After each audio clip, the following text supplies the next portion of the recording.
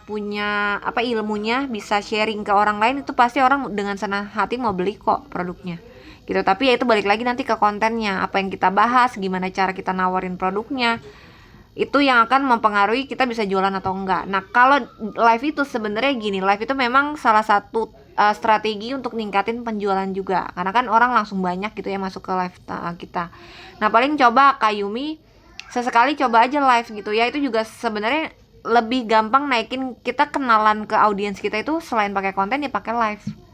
Orang makin aware sama kita nawarin produk tuh semakin enak, semakin gampang. Mereka percayanya sama kita tuh semakin apa ya, bisa dibilang tuh gini deh, misalnya aku ambil contoh, aku jualan Canva nih 20.000, terus tiba-tiba aku live, ada yang tiba-tiba komen, beli aja Canva di aku cuman 5.000. Nah orang yang liatin komen itu tetap akan nggak mau beli walaupun dia udah bilangnya harga 5.000 dibanding beli sama aku yang 20.000. Kenapa mereka tetap pilih belinya dari aku 20.000? Karena dia ngerasa aku hadir terus di sosial media, kalau ada apa-apa aku tetap bisa nanya ini produk aku gitu, ada masalah atau apa aku percaya sama yang jual, bukan karena dia harganya lebih murah, atau ya seperti itulah kurang lebih gambarannya gitu ya. Makanya kita lebih sering hadir di sosial media, kita sering muncul, orang itu lama-lama akan nempel nih, oh si ini tuh dia jualnya produk digital, oh ini suka edukasi tentang ini, kayak gitu Kak Yumi kurang lebih. Tapi untuk kontennya lebih lanjut lagi nanti ya, aku coba cariin, bantuin kakak untuk cari referensi dulu, aku harus pelajarin dulu nih soalnya. Oke, baik Kak. Ya seperti itu kurang lebih. Tapi kalau mau live itu lebih bagus di awal tuh teman-teman, kalau mau live itu lebih mudah nanti ningkatin personal branding kalian gitu teman-teman. Tapi itu opsional Oh iya Kak, ya. Iya silakan. aku nanya lagi dong. Boleh. Untuk live itu bagusnya berapa lama sih Kak ininya? Minimal sejam. Kita kalau Itu teman-teman ambil sejam aja minimal. Sejam. Nah, sehari berapa kali? minimal sehari aja dulu teman-teman. Dulu juga aku pas awal-awal nge-live nih nggak ada yang nonton. Yang masuk 10 Mm-mm. orang hilang gitu ya, dua masuk hilang, nol lagi. Nah itu juga kayak gitu, itu aku udah rasain. Kenapa? Yang pertama karena aku baru konten aku belum ada yang FYP, makanya traffic traffic live aku itu susah datangnya, karena kan sebagian besar itu traffic penonton live kita itu dari konten teman-teman. Live konten kita kan jalan terus nih 24 jam. Pada saat Mm-mm. kita live ada orang yang lagi nontonin konten aku satu, konten dua, misalnya aku udah punya 400 konten. Nah nanti dia dari bersamaan lihat 400 itu ya mereka bisa bersamaan masuk ke live aku pada saat ngeliat di situ tombol aku lagi live. Itu kenapa konten orang-orang yang view kontennya udah makin banyak, apa sih namanya, view penonton live-nya juga makin banyak gitu. Makanya kalau Minimal. teman-teman nge-live dulu nggak pakai konten itu nggak bisa ya. Dan minimal berapa, sejam sehari aja cukup. Di awal sejam aja sehari. Yang penting teman-teman coba cari 1 jam yang pasti teman-teman bisa konsisten. Gitu. Kalau live itu Tapi tiap teman-teman, hari gitu ya Kak ya? iya benar. Sehari misalnya bisa di jam 7. Kalaupun ngaret jangan sampai yang jauh banget. Coba misalnya setengah 8 itu masih oke. Supaya apa? Supaya orang tuh, audiens teman-teman ngeh, oh kalau si ini tuh live jam segini nih. Gitu. Jadi polanya ininya dapet. Oh, Kalau jadi misalnya, jamnya itu juga harus harus sama kayak tiap iya, harinya ya? iya, gini misalnya kalian mau live sehari 2 kali lah misalnya gitu. Nah yang kedua itu random jamnya boleh. Tapi yang satu ini, yang pertama teman-teman harus cari jam yang sama dulu. Gitu. Kalau yang Jamnya. kedua, yang ketiga mau jamnya gonta-ganti, ntar besoknya jam segini, besoknya jam segini, nggak masalah. Yang penting teman-teman punya 1 jam yang selalu teman-teman pakai untuk jadwal kalian, memang ada live jam segitu kayak gitu di awal. Apalagi buat teman-teman yang baru pertama kali konten live. Sorry, jam itu di awal itu sangat berpengaruh. Konsisten di jam yang sama kayak gitu. Oke, makasih. Iya, Kak Berta, iya boleh. Ya, Kak, itu kalau live itu kita harus mengenalkan link it-nya atau konten kita aja, Kak? Gimana? Sorry. Kalau live itu kita bicara tentang konten kita atau kita mengenalkan link ID-nya? Oke. Makanya tadi gue bilang kalau target marketnya kakak ke orang yang mau beli lagi, mau jual lagi produknya, udah pasti kita ngejelasin tentang produk digital dong, ya kan? Edukasi produk digital, edukasi link ID. Nah kalau teman-teman belum paham materinya, dicatat. Itu cara yang aku pakai di awal. Karena sebenarnya gini ya teman-teman tuh, orang tuh keluar masuk, apalagi kita yang live-nya masih sepi ya, orang tuh keluar masuknya cepet banget di live. Jadi jangan sampai selama live itu kita ada lebih banyak diemnya dibanding ngomongnya. Walaupun teman-teman ulang nih, misalnya ngomong udah habis nih topiknya, aku udah jelasin yang ini, terus yang nonton masih keluar masuk, ya udah diulang lagi. Jadi sambil sembari teman-teman ngafalin gitu, kayak kayak apa ya, kayak lagi belajar tapi ada yang nonton gitu sih, kurang lebih sih gitu ya. Kita sambil belajar karena kan view kita belum banyak nih, yang nonton kita masih keluar masuk, ya udah itu dipakai buat teman-teman proses belajar aja gitu. Nggak apa-apa ngulang-ngulang, misal udah sampai sini, sampai A sampai Z gitu ya, udah jelasin, terus belum 1 jam, ya udah diulang lagi aja gitu, diulang lagi topik yang sama, nggak masalah gitu. Nanti kan orang masuk lagi, misal teman-teman lagi di poin B ya, ada yang orang baru masuk di pas kalian lagi jelasin di B gitu ya, ntar ada orang lagi masuk di pas kalian udah mau di akhir, ya udah diulang lagi aja kayak gitu sih. Di awal-awal tuh ngulang-ngulang aja sih teman-teman. Selama berapa kak, 1 jam aja kan, kita live nya minimal sejam gitu. Kalau ada yang nanya ya bantu jawabin, kalau nggak ada yang nanya, nggak ada yang nonton, ya tetap ngomong. Karena kan orang kita nggak tahu nih, orang tuh kadang nontonin kita di live tapi dia nggak masuk.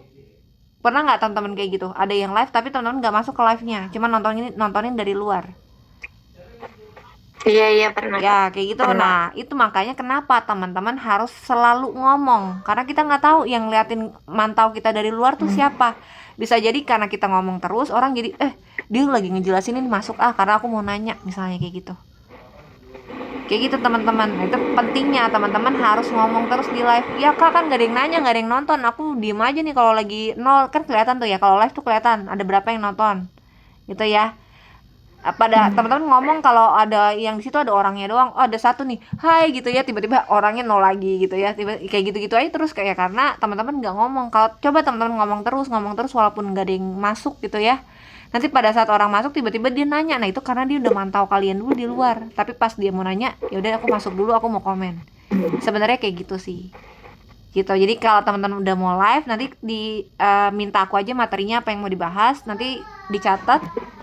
Teman-teman fokus ke apa yang sudah teman-teman kuasain dulu ya. Kak aku tapi belum bisa bikin ini, ngajarin ini, ya udah nggak usah diajarin gitu. Kalau teman-teman bisa, ya itulah yang teman-teman bahas di konten di live-nya teman-teman gitu. Sekali lagi, live itu ngebahas apa yang sudah teman-teman pahami supaya teman-teman lebih mudah ngejawabin orang yang nanya.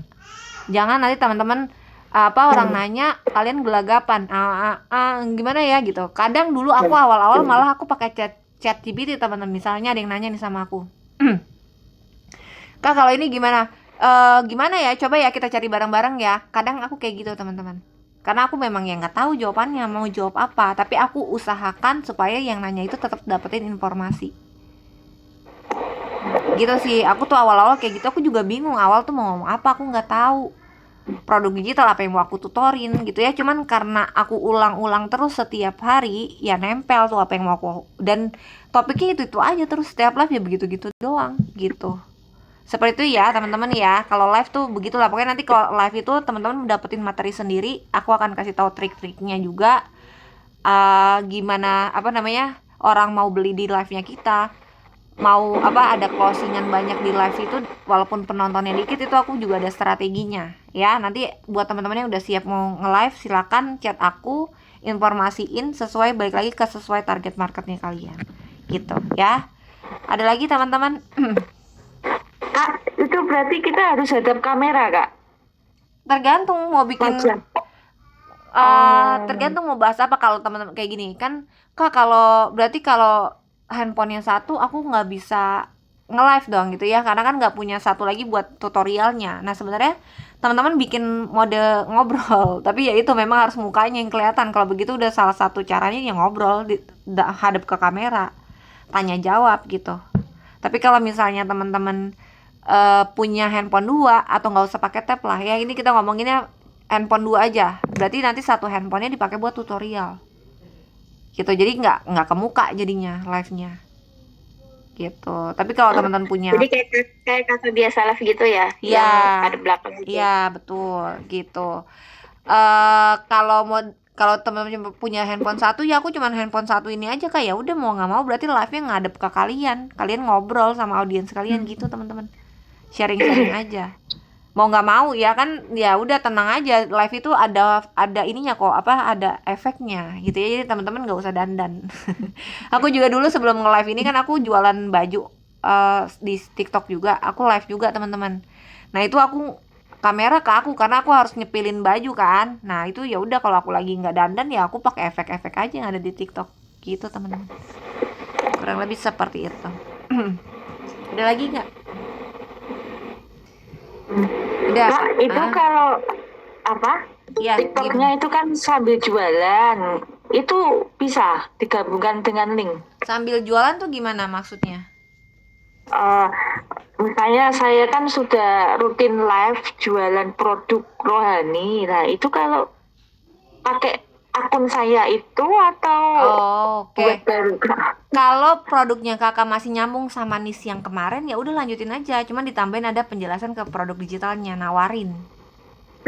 Oh, ya. Gitu. Makanya tadi pokoknya kalau teman-teman udah punya keahlian, ya udah pakai keahliannya. Teman-teman udah ngonten apa, jalan bikin produk yang sesuai konten yang sudah teman-teman jalanin selama ini. Karena kan kalian udah punya audiensnya nih. Lanjutin, jangan jualin produk digital yang lain. Aku nggak rekomen malah. Gitu, cari produk yang paling mendekati sama target apa audiensnya teman-teman. Misal kalian udah sering konten nih, kontennya tiap hari masak masak masak gitu ya, berarti produk Ya. digital yang paling memungkinkan teman-teman jual adalah resep makanan, karena itu yang paling cocok nih. Kalian sudah punya marketnya, udah punya audiensnya, ngapain lagi kita nyari market yang baru? Tinggal kita cari produk yang paling cocok, bikin kah atau affiliate atau beli dari orang gitu. Seperti itu Kak Berta. Kecuali Kak Berta Ya. mau ganti target market gitu ya, kayak tadi yang dua aku jelasin, ya berarti akunnya harus ganti. Ya. Itu mau nggak mau gitu. Kalau itu Kak, Instagramnya sama TikTok kerja dua itu bingung ya Kak, nanti ya harus fokus satu ya. Sebenarnya gini, teman-teman tuh fokus satu dulu nih ya. Yang trafficnya paling gampang tuh sebenarnya TikTok. Banyak tuh yang udah review tuh algoritmanya Instagram tuh lebih susah. Jadi kita gimana caranya tetap posting di Instagram ya. Tapi teman-teman ini apa, cuman mirroring aja. Mirroring itu kita apa yang kita posting di TikTok, cuman kita pindahin aja, kita posting ulang ke Instagram. Jadi tetap jalan tuh dua sosial media kita, dua-duanya jalan gitu. Kadang video aku yang nggak FYP di TikTok ternyata FYP di IG gitu teman-teman. Makanya aku belum bisa baca nih sampai sekarang, aku belum mengerti gimana polanya algoritmanya Instagram. Cuman ya tetap aku posting aja gitu, karena kita kan nggak tahu nih mana tiba-tiba ada video kita misalnya yang viral gitu kan. Ya pokoknya aku apa yang aku udah posting di TikTok pasti aku posting ulang lagi di IG gitu sih. Jadi biar teman-teman tetap fokus di satu sosial media tapi bisa jalan dua sosial media seperti itu. Gitu ya. Baik, terima kasih Kak. Ya, sama-sama. Ada lagi teman-teman? Kalau nggak ada kita habis ini ke ini apa, iya siapa, Kak Yumi silakan. Kak, tips and trick dong gimana caranya masarin produk gitu. Kalau misalkan, masarin konten kita ya, maksudnya biar bisa ngarah ke produk. Kalau kita tuh belum ada penghasilan gitu loh Kak. Jadi buat kontennya sejenis kayak gimana gitu supaya orang tuh percaya gitu. Iya. Kak Yumi emang target marketnya jadinya ke yang ini, ke yang jual lagi. Ini sih aku ngerangkum dari yang tadi beberapa teman-teman tanya ya Kak ya. Oke. Terlepas dari konten aku ya. Sip. Nah kalau banyak juga sih pertanyaan, Kak, aku kan targetnya ke orang yang mau jual lagi, tapi aku kan belum punya penghasilan, apa yang harus aku posting? Sementara aku lihat orang-orang yang jual produk digital pamer penghasilan. Nah ini paling sering pertanyaan yang sering muncul, sering datang ke aku gitu ya teman-teman. Nah kita fokus sekali lagi ya teman-teman, kita fokus ke apa yang kita bisa bagikan. Orang itu sebenarnya ngelihat penghasilan itu cuman apa ya, sebagai pancingan aja sebenarnya, itu satu ya. Tapi dibalik itu orang akan tetap mau beli produk digital kita, mau follow kita itu kalau dilihat konten kita bermanfaat, bukan karena kita sering pamer penghasilan. Itu dulu yang harus teman-teman pahamin gitu ya.